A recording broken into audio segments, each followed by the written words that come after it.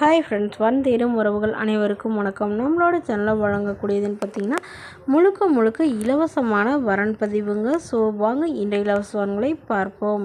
பெயர் ஸ்ரீமதி, வயது 30 வயது ஆகுதுங்க. ராசி சிம்ம ராசிங்க. ஜாதின்னு பார்த்திங்கன்னா இந்துல செங்குந்த முதலியார் சமுதாயத்தை சார்ந்தவங்க. இதில் ஒரு பிரிவு எதுவாக இருந்தாலும் சம்மதம்னு சொல்லியிருக்காங்க.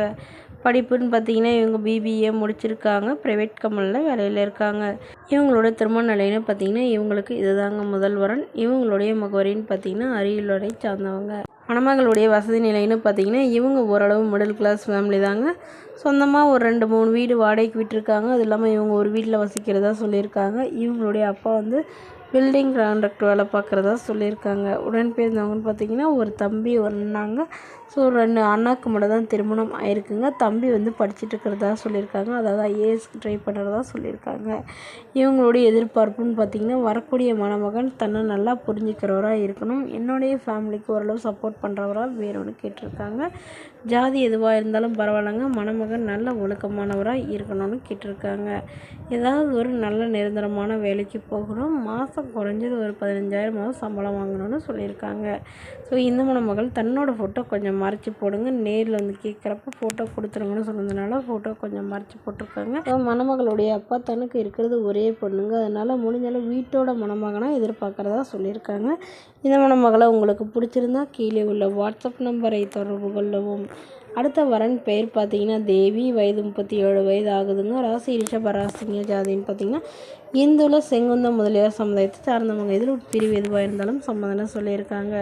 படிப்புன்னு பார்த்திங்கன்னா ப்ரைவேட் கம்பெனியில் வேலையில் இருக்காங்க. இவங்களோட திருமண நிலைன்னு பார்த்திங்கன்னா செகண்ட் மேரேஜ் தாங்க. ஸோ வரக்கூடியவருக்கு ஃபஸ்ட்டாக இருந்தாலும் ஓகே, செகண்டாக இருந்தாலும் ஓகேன்னு சொல்லியிருக்காங்க. இவங்க கும்பகோணத்தில் வசிக்கிறாங்க. மணமகளுடைய வசதி நிலைன்னு பார்த்திங்கன்னா இவங்க சாதாரண குடும்பத்தை சார்ந்தவங்க தாங்க.